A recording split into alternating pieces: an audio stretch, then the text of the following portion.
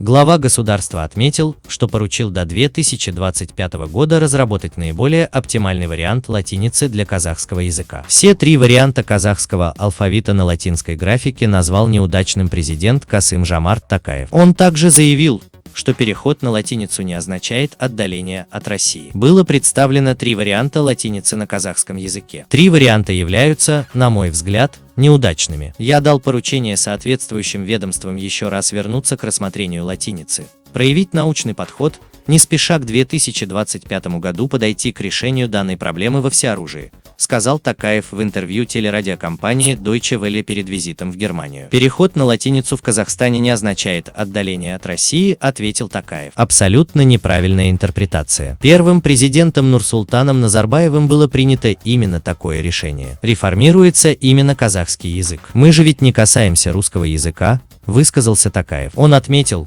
что латиница поможет популяризировать казахский язык, в том числе в тюркском сообществе. Во всяком случае, так говорят ученые, уточнил Токаев, когда лингвисты представят изменения в казахском алфавите. Президент думает, что даже с официальным введением латиницы с 2025 года в стране все равно параллельно будет как-то существовать и кириллица. Поскольку турецкий язык сейчас полностью на латинице, решение о переходе на латиницу приняли Узбекистан, Азербайджан, Туркменистан. В центральноазиатском регионе на кириллице настаивает Кыргызстан, Монголия пока пишет на кириллице, добавил президент. Нельзя забывать, что в свое время именно на кириллице были написаны выдающиеся произведения классиков казахской литературы, сказал Токаев. Переход Казахстана на латиницу. В 2018 году в Казахстане был утвержден график перехода казахского алфавита на латиницу в образовательных учреждениях. Согласно приказу министра образования и науки, все детские сады, школы, колледжи, профессиональные школы и вузы должны полностью перейти на латинский алфавит до 2025 года. Токаев поручил усовершенствовать казахский алфавит на латинице. В феврале 2018 года президент Казахстана Нурсултан Назарбаев утвердил новый казахский алфавит на латинской графике. Алфавит состоит из 32 букв и не содержит в себе апострофов, в нем появились новые диакритические знаки,